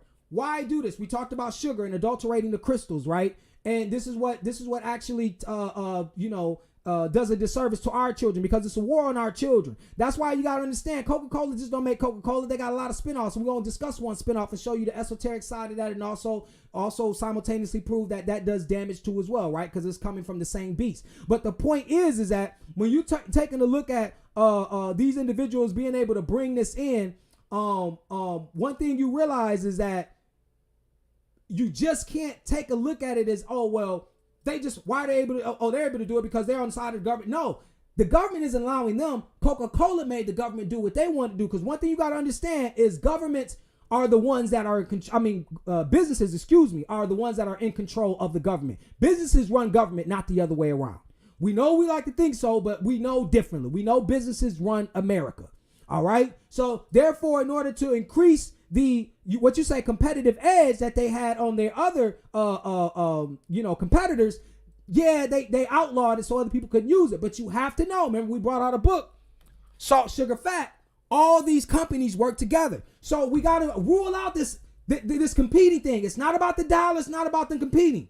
It's about them manipulating the crystals, because you better believe each of these companies, they got scientists, chemists, all at their disposal. And they look at when a patent is dissolved. They look at what other manufacturers are doing. They have access to this information on how they're actually manipulating these crystals in their foods. So if you think cocaine or whatever else is just in the coca leaf, you're sadly mistaken. And what I was leading to and about to say was that you're also getting an understanding of realizing when you take a look at Coca-Cola and how it was promoted in the 80s and even before then, right, all throughout its history in the 20th century, how it was promoted, and a lot of our people were drinking these soda products that were laced with different crystals and stuff in order to go to war with them at the molecular level. Then you understand how it was so how it was possible that our people were turned into crack addicts because they were already consuming the modified cocaine.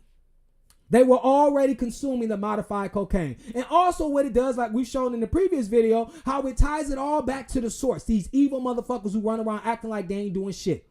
These evil people who act like they're at the height of moral position. All right, as if they're moral leaders. Nothing could be further from the truth. We know this is not the truth. Okay, so we need to say that all the movies you watched about American Gangster and all this, acting like black people were the face of bringing in tons of cocaine and all of that, when it showed you that Coca-Cola was the biggest drug dealer. Coca-Cola was the biggest drug dealer. And you wonder how it got out in our streets. You think that it came from you waiting on boats and planes coming from South America and all of this different stuff? No, you're wrong. Them boats and planes, there was no need for them because they were already here, they were already processed, and they were already coming out of these companies ran by Coca-Cola. That's what you need to know. And so that's the surface level of it. But the esoteric side of it is, why would they do such a thing? And we tell you to manipulate the crystals because we have already given you enough evidence and showing you that sugars are crystals and you are the crystallogens. Both concepts that did not come from Heru. Crystallogens is a nickname that Europeans gave our family group. Crystals is something that they readily say in their scientific documents and sources that this is what glucose is. This is what lactose is. We've shown you the evidence already. We've shown you the evidence already. Right. And Tracy Jackson said, notice a 3 kilo. Yeah, I mean, some people, they they cannot help but to continue off with this, with that science that they run on, right? So notice, like, I'm gonna show you, I'm gonna show you something else. I'm gonna show you another article. Okay? I'm gonna share my screen.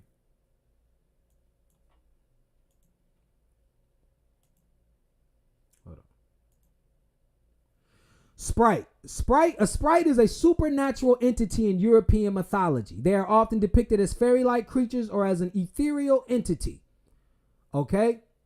So we can go to the etymology. The word sprite is derived from the Latin spiritus, or meaning spirit, via the French spirit. Variations on the term include spirit and the Celtic spriggan. The term is chiefly used with regard to elves and fairies in European folklore, and modern English is rarely used in reference to spirits. So in modern English, you know what they do? They don't want you to understand that when you're drinking, mind you, now you guys are automatically, one of the things that you should already come into the idea of is this idea of wine and spirits. Now notice, instead of saying spirits for Coca-Cola, they just make something called Sprite. I am killing you niggas. For Coca-Cola, instead of wine and spirits, just to let you know that their alcohol and their products are not different. The only thing different from their and the Health Ranger exposes this. The only thing different from their alcohol and their soda drinks is the fact that one gets you one has psychoactive properties and the other one does not. That's it. But they both have the same effect on your liver, give you fatty liver. They both have the same destructive qualities. So this is the thing, chemically, because one of the things is we're scientifically uninclined. One of the things is we'll deny our child some beer, but then we'll give them something that has the same effect on their liver and body. So they get all of the sugar, all of the dramatic changes to their body, and the hormones being pushed in their body via cola, but they just don't get the drowsy effect and acting drunk. But you're okay with that because you don't know chemistry. Corinne Williams says no sound. Can you guys hear me? Put ones in the chat if you can't. Matter of fact, hold on. We got to make sure that there's sound. I didn't think that there is the sound. The sound go out. I'm going to get, I want to see ones in the chat to see if the sound has went out.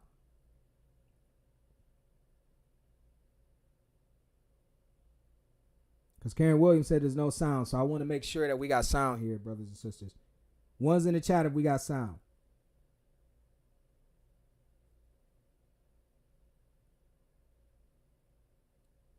Okay, so we got. All right, so we got sound. All right. Yeah, I want to make sure, Yeah, so we got sound. So yeah, so the point is that now you see the esoteric side of the game too as well. You see the esoteric side of the game too as well. So these sprites, let's go back to the article because I got something very important to read. These sprites, now they've been what's called Disney-fied. And Coca-Cola has made these elves and sprites seem like they're happy-go-lucky characters and stuff. And in European folklore, nothing could be further from the truth. Nothing could be further from the truth. So let me get to this one part. Okay. Let me see where let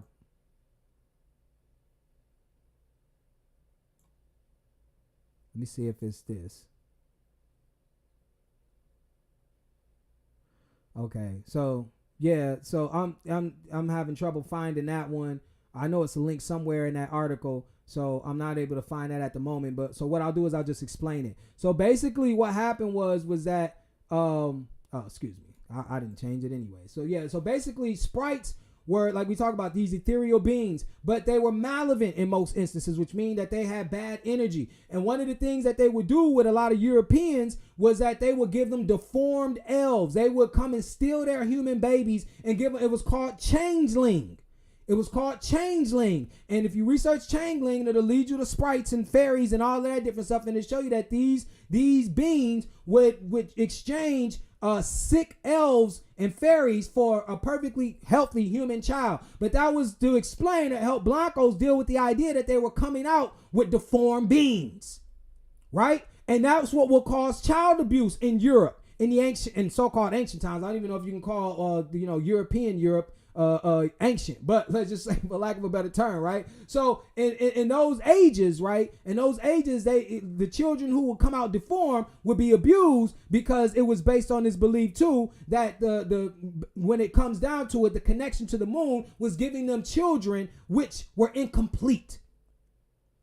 Okay, and they would say that these beings that came from the moon, these sprites, these fairies, okay, they had a hand in doing that. All right, because favor was not being found upon them. Favor was not being shown to them. And so they would abuse the children who would come out incomplete. All right, this is their European folklore. All right, this is their European folklore. So this is extremely important for us to understand as we're going through some of this information. All right. All right, so hold on one second. So come on. So we say, okay, with all that being known, the sun and the moon, the phases of the moon, all right, the eclipses, all right, living in the shadow, the umbrella. We know about some of these hidden terms right now. Is there literally, from all this, can we deduce and say that there's a war? A lot of times we don't even have to take into consideration a lot of these myths. This is just to pull it all together. Because we know that paradigm shifts happen and occur because the foundation on which a thought rests caves to the weight of the evidence. And that's why I bring so many articles and videos, because it will cave under the weight of the evidence. So then we lead you to something that's a lot more overt, right? But we understand that we've heard these things, and then it boils down, it comes right back to what we're saying before. These armies, these Blancos who celebrate the moon and moon energy are warring for the moon, are warring for the moon over the earth, but to make the earth one in which it shares nothing with the sun.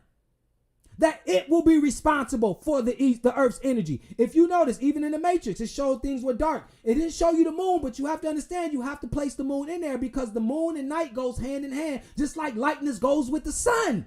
Soon as you see day, you know that the sun is out. Soon as you understand night, you know that the moon is out. So if the Matrix has showed you that they got the world to the point where it was completely dark and devoid of sun, that showed you that the moon had won the war. And I am killing you niggas. But we're going to give you more evidence. We're going to give you more evidence. Because I didn't want to have to pull up the Matrix movie, because I'm pretty sure hopefully all of y'all saw it already. But they showed you that the reality was that it was in complete darkness. There was no sun any longer. All right? It was just the moon. Matter of fact, shouts out to O, because we just talking about this, happened to check out the movie The Marvels. They're going to show you that. The chick from the Marvels movie, the evil doer or whatever, she what? The main protagonist, her planet had been destroyed because their son had been destroyed. Their son had been destroyed. And the Blanco woman, because she's this light, now mind you, they're transforming her into a being of light. She also not only represents the moon, but she represents the sun too as well. You know this through Supergirl and Superman. You know when they made a Superman, they had to make a Supergirl. And remind you what their power is. Their power is the sun. Okay? So remind you they're trying to posit themselves as a people who can take energy from both celestial bodies. And that is only us. They are imbalanced. They can only prosper off of moon energy. That's one thing that you have to understand. Okay? So the point being is that when you take a look at these things, you realize that in that movie, what they were showing was that the main hero, which is Captain Marvel, she had to fly back into their sun and reignite it. Fly back into the sun and reignite it. And up until then, you know exactly what was going on, because when the movie starts, the chief protagonist, she's what? Or antagonist, I should say. She's what? She's on the moon to discover the energy that can get her to the ability to do that. Because what was her last goal? Was to take our sun. Matter of fact, in a cartoon called The Death of Superman, you can look this you should watch these, brothers and sisters, because a lot of the powerful esoteric stuff is in a lot of these animated films. You see what I'm saying? And a lot of these movies and stuff, like Bobby Hemmett talk about, these are the only places really where you're gonna find this information. You see what I'm saying? So in The Death of Superman, he has to fight what's called a sun eater. It goes around eating the sun, and then it got to our sun, and Superman had to fly into our sun to regenerate it, and that was the death of Superman.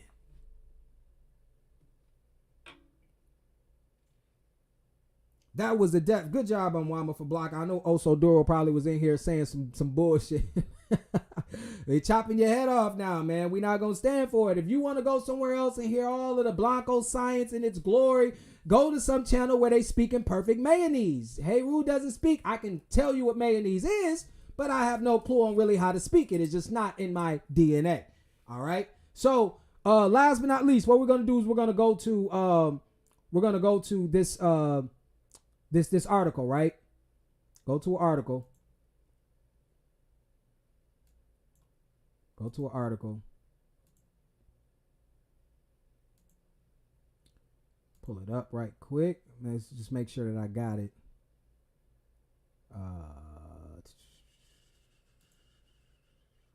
Okay, what is that? What is that article?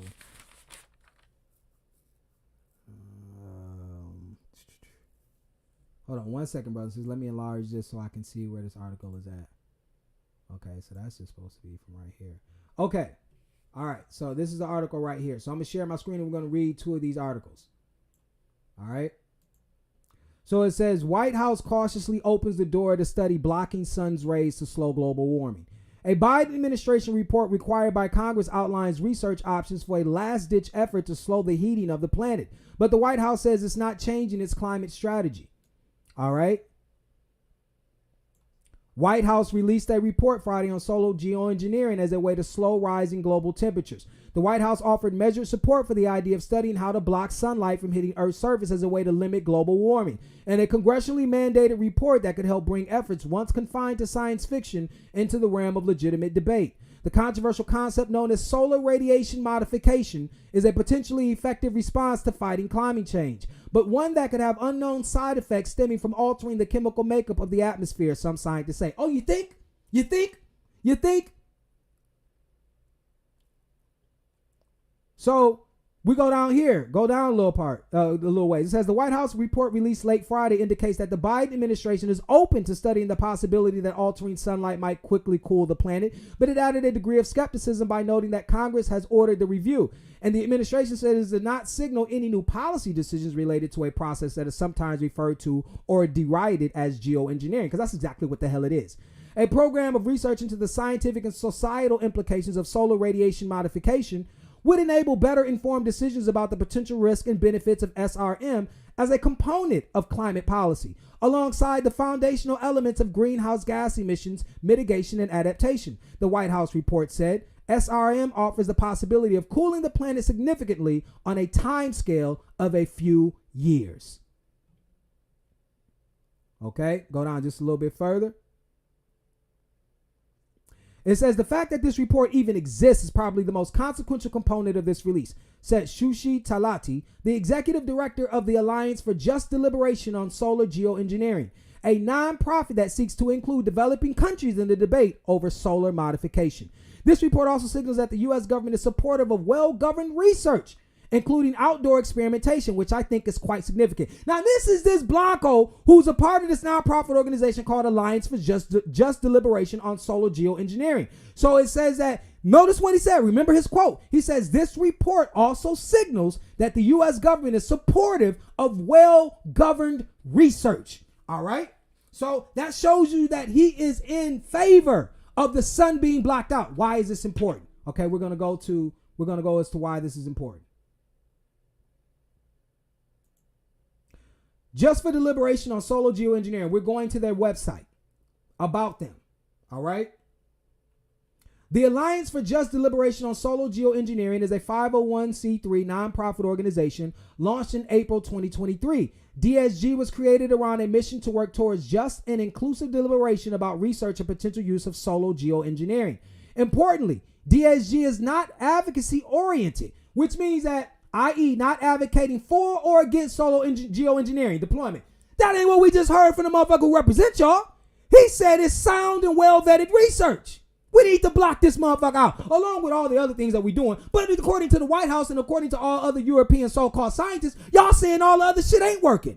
You've done so much damage with the Industrial Revolution that your Blanco scientists, and I quote, have articulated this point of our existence as the sixth wave of extinction. There are hundreds of species that go extinct every day. The bee is damn near going extinct. And you talking about you close to helping, all these other measures that you've taken will help solve the issue? No, it won't. No, it won't. You're about to do this. You're about to go through with this. Then you have the nerve to set up a fucking nonprofit organization where you want to get so-called quote unquote third world countries or solar people to agree with the ritual. Let me look at y'all when I talk to y'all on this. Do you see how they have us participating in their rituals everywhere we look and turn? Do you see it now? They set up a nonprofit organization like it matters what we think. You're going to do it anyways. But they want to condition you to believe that you do have a say-so. But they know that your say-so is in the spirit realm. And when we sit up here and we, participate in these rituals, eventually what we're showing the celestial bodies is whose side we are on. What we are showing these celestial bodies is whose side we are on. And think about this was so deep. If solar beings, you melanin beings, the crystallogians take up war against these moon beings, we're not saying that we're against the moon. We know that both celestial beings have a place. But it's about balance. It's about balance. And we are here. We are the only ones that are capable of doing it, of restoring balance. You think if black people or the crystallogians regain power that we would banish the moon? But then these same people who come from moon energy want to block out our sun? Think about what the war is. Because see, unfortunately for you, you've made this story about you. When this story in the beginning was about two celestial beings who were in love with each other, but have now found themselves at each other's throat. Isn't that the same thing you see with the so-called black man, black woman? Not knowing their power, reduced to children, arguing about where I'm going to go get my next mate and why I've divested from black women and why I've divested from black men. Both of these arguments on these two sides have caused what? A rift so big that it seems impossible that we will be able to get to the warrior status we need to be in order to mitigate any efforts taken on by a part of these moon people to secure world domination. So you see what this is really all about. It's not so much as us warring for the sun. We know what relationship we have with the central power source. It is about us restoring balance. That's what this is about. And these are two celestial beings, literally, regardless if you want to come to the revelation or not, they have the power of God. God-like energy. They have the power to create and the power to destroy.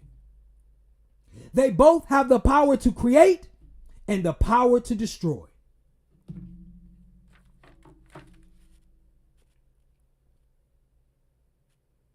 So I'll take a look at some of these comments.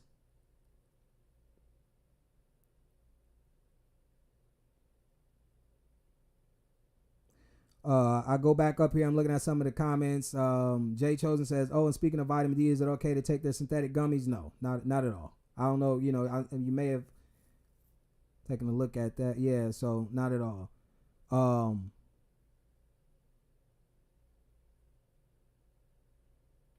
right, not at all.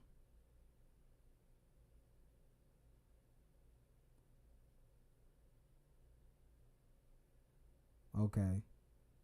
So yeah. I'm just taking a look at some of this chat because I want to interact with y'all and look at some of the comments and stuff.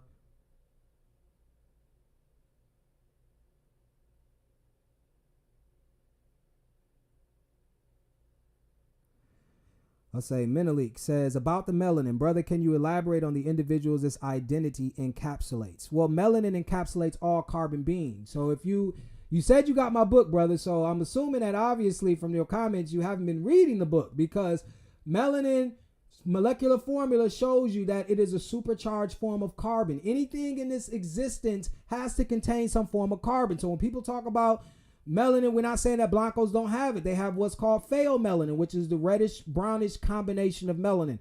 In the book Skin by Nina J. Jablonski, okay, who's a professor of anthropology, I believe, at the University of California. I have to double check that.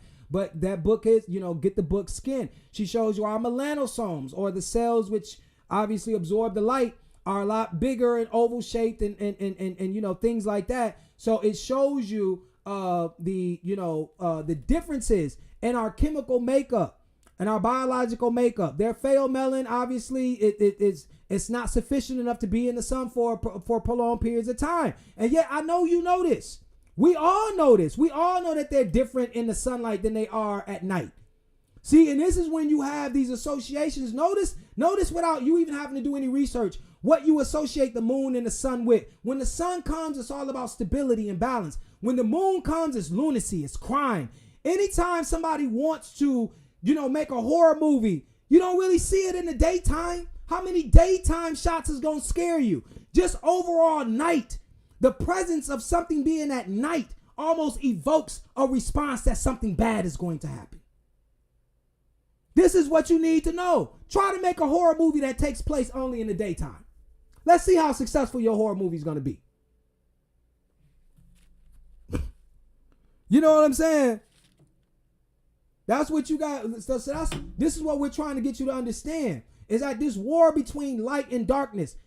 Think about light and darkness, what they're saying. Light and darkness, the moon and the sun. They kept telling you that there's a war between the moon and the sun. And it's entities warring on behalf of the moon and the sun. And they're watching, if you notice, these eclipses, the lunar and the solar, in order to make judgment calls on when to go to war. That's when we showed you the evidence already. We showed you the evidence already. Because when the sun leaves a specific place, like as we're going into the winter season up here in the northern hemisphere, okay? When it leaves us, what do we get? Death. Nothing grows. Leaves fall off of trees. Death has come. Okay? The sun is literally telling you. The sun is literally telling you through its presence, I am the difference between life and death. I don't care if you believe it. I don't care if you're bound by your religious beliefs. What does nature say? What does nature say?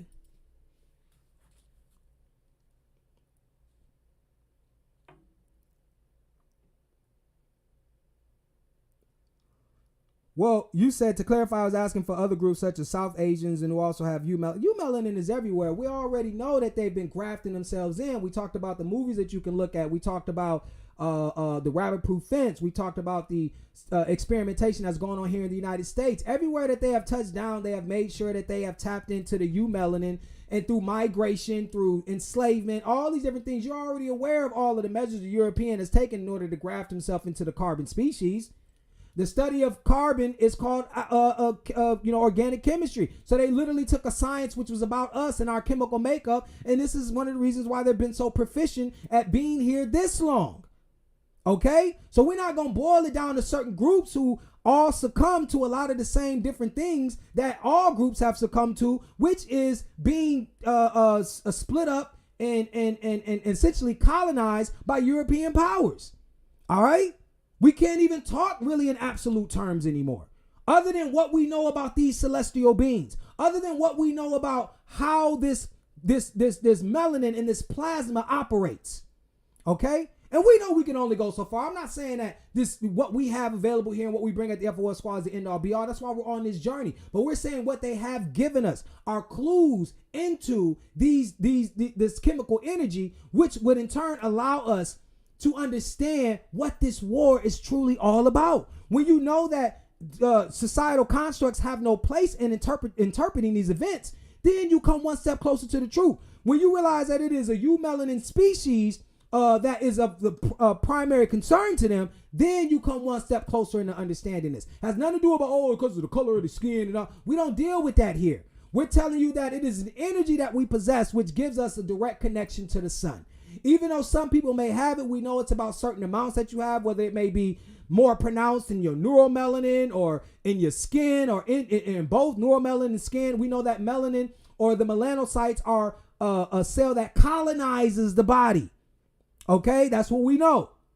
All right, so we have to understand that regardless who has it or not, the people in power are already showcasing who they have a strict allegiance to. Who and what they have a strict allegiance to. That's what we're talking about. You're not warring with anybody else. You're warring with those who are in power. That's what you need to understand. Oh, yeah, man. This stuff, man, listen. Look, because, we got to get a lot of these things straight. The sun is at war. The sun is at war with beings who've taken the side of the moon. This is light versus darkness. But when we take up our position as melanated beings, melanated beings, crystallogians, we are taking up the fight to restore balance. We're not taking up the fight to eliminate the celestial moon, because up until our knowledge, we know that it has its place. All right? But one thing that we have ascertained is that the moon and its energy, which have crafted these beings, and that they have more of an affinity for the moon and moonlight, then we know why they wore the way in which they wore. And maybe, and so maybe we have to take a real good deep look at in terms of understanding that if a being gives you energy, which makes you, how much more profound is the energy from the central source? You're talking about the sun here, which gives life to all the things on the planet. So what type of life or living energy do you think the sun has? You have to be a critical thinker. If the sun allows for you to think, eat, do all these things that you do, what do you think the sun does? Is just life at its highest level. Is exactly what the sun emanates. And then you have another celestial being which goes through phases. That's where the lunacy comes in, because it doesn't keep a constant energy like the sun does. The sun, imagine if the sun went through phases. Nothing would survive. It's bad enough we go through seasons where we got to live without the motherfucker. Imagine if it went through phases on top of seasons. So yeah, with that being said, brothers and sisters, it was, I love this segment. Of course, the next one's going to be even more powerful. So powerful, I don't even want to tell you what it's about. But this is about laying the groundwork. We definitely wanted to, lay the groundwork for these things to get you in the idea of what's going on in these last days. Because remember, all will be revealed. All will be revealed, and you have to start looking at these celestial bodies a lot differently. Instead, what we do is we allow people to personify or to take on this energy, okay? And then we blame them. But like they said, we know that most people, when they do their homework, they will come to the realization that what determines your mood, a lot of the energy in terms of the food that you eat, which also determines your mood. Everything comes from the sun, how you feel. You know, we know what it's like, man, how you feel when the sun is away from you, how you feel on a sunny day, how good you feel just because the sun is out. How is it that something you don't even know, when you see it, you feel better? Okay? And this is the way that they feel about the moon. So I gotta prep because I also got a show with Sistar Main Radio tonight too at around 8. So in a half an hour. So I should have put the link in the chat before. I didn't even send it to myself. So sorry for that, you guys. But I will be, if you guys are familiar with